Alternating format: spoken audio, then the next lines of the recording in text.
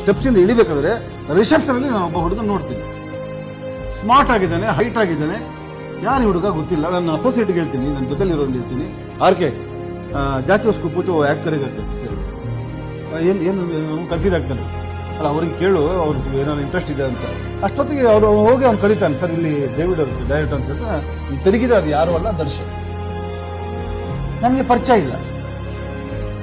ನಾನು ಅವ್ರಿಗೆ interested to act in movie ಅಂತ ಕೇಳ್ತೀನಿ, ಇಂಗ್ಲೀಷಲ್ಲಿ ಕೇಳ್ತೀನಿ. ಅವಾಗ ದರ್ಶನ್ ಹೇಳ್ತಾರೆ, ಸರ್ ನಾನು ಆರ್ಟಿಸ್ಟೇ, ನಾನು ತುಂಬಿಸಿ ಶ್ರೀನಿವಾಸ ಮಗ ಅಂತಿಲ್ಲ, ನನಗೆ ಸ್ವಲ್ಪ ಮನಸ್ಸಿಗೆ ಥರ ಫೀಲ್ ಆಗ್ತದೆ. ಇಷ್ಟು ದೊಡ್ಡ ಆರ್ಟಿಸ್ಟ್ ಮಗ ಅವರು, ನಾನು ರೆಕಗ್ನೈಸ್ ಮಾಡಿದೆ ಆ್ಯಕ್ಚುಲಿ ಪರಿಚಯ ಇರಲಿಲ್ಲ.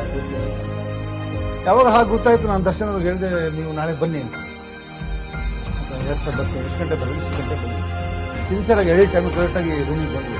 ಅಂದ್ರೆ ಅಲ್ಲೂ ಕೂಡ ಪಾಪ ಆ ಮನುಷ್ಯ ಎರಡು ನನ್ನಲ್ಲಿ ಬೇಸರನ್ನ ತೋರಿಸ್ಕೊಂಡಿದ್ದಾರೆ.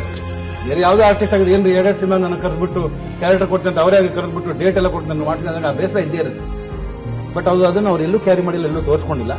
ಬಟ್ ಹಾಗಂತ ಮತ್ತೆ ಅವ್ರ ಜೊತೆ ನಾನು ವರ್ಕ್ ಮಾಡಕ್ಕೆ ನನಗೆ ಅವಕಾಶ ಸಿಗ್ಲಿಲ್ಲ ಅಂತ ನಾನು ಕೇಳ್ಕೊಂಡು ಹೋಗ್ಲಿಲ್ಲ. ನನಗೆ ಬೇರೆ ಒಂದು 2 ಪ್ರಾಜೆಕ್ಟ್ ಬಂದಾಗ ಬೇರೆ ಪ್ರೊಡ್ಯೂಸರ್ಸ್ ಹೇಳಿದ್ರು ನನಗೆ, ಸರ್ ದರ್ಶನ್ ಅವ್ರು ನಿಮ್ಗೆ ಪರಿಚಯ ಅಲ್ವಾ, ನಾವು ರಿಕ್ಸ್ ತಗೊಳಕ್ ರೆಡಿ ಇದ್ದೀವಿ, ದರ್ಶನ್ ಆದ್ರೆ ನೋ ಪ್ರಾಬ್ಲಮ್, ಡೇಟ್ಸ್ ತಗೊಳ್ಳಿ, ಹೋಗಿ ಮಾತಾಡಿ. ನಾನು ಹೇಳಿದೆ ಇಲ್ಲ, ಅದು ಆಗಲ್ಲ. ಯಾಕಾಗಲ್ಲ ಅಂದ್ರೆ ಅವರು ಬಿಸಿ ಇದ್ದಾರೆ ಒಂದು. ಎರಡನೇದು ನಾವು ಕೇಳಿ ಒಂದ್ ವೇಳೆ ಇಲ್ಲ ಅನ್ಸ್ಕೊಂಡ್ರೆ